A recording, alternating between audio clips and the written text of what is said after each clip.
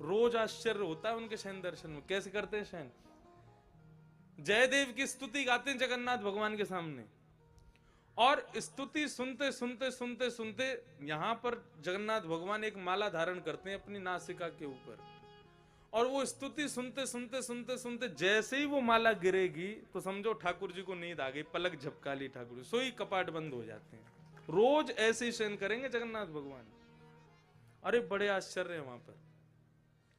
ठाकुर जी को भोग लगता है, भोग बनाने वाला मुंह पे पट्टी बांध देगा। अच्छा, मुंह पे पट्टी बांध के भोजन क्यों बनाते हैं?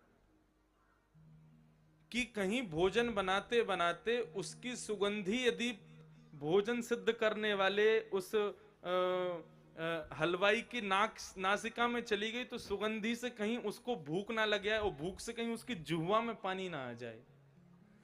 यदि भोजन बनाते बनाते उसकी जिह्वा में पानी आ गया तो फिर भगवान उसको स्वीकार नहीं करते, बोले मुझसे पहले तो तैने ही भोग लगा लिया इसका।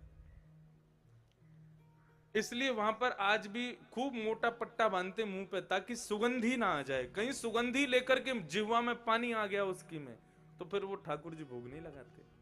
और क्या होता है, भोग सिद्ध होने के बाद जगन्नाथ जी का तो महाप्रसाद प्रसिद्ध है, एक हंडी, दूसरी हंडी, तीसरी हंडी, चौथी, ऐसे 7 हंडी रखते हैं। सबसे पहले ऊपर वाली हंडी पकती है और उस हंडियों को लेकर के जाते हैं मंदिर में और जगन्नाथ भगवान के सामने पूरे प्रसाद को, महाप्रसाद को सजा देते हैं। और फिर क्या होता है, जो पुजारी जी हैं तो हंडियां ऐसे मुख करके रखी होती हैं ठाकुर जी की ओर, तो जितने भी रसीले पदार्थ हैं उन रसीले पदार्थों में पुजारी जी जाकर के देखते हैं, यदि जगन्नाथ भगवान की परछाई दिखाई दे रही होगी, प्रतिबिंब दिखाई दे रहा होगा तो समझो भोग लगाया है, यदि प्रतिबिंब नहीं दिखाया तो ठाकुर जी ने मानो भोजन स्वीकार नहीं किया। फिर वो किसी को बटता भी नहीं है, जमीन खोद करके उसमें गाड़ दिया जाता है उसको, किसी के खाने योग्य भी नहीं रहता।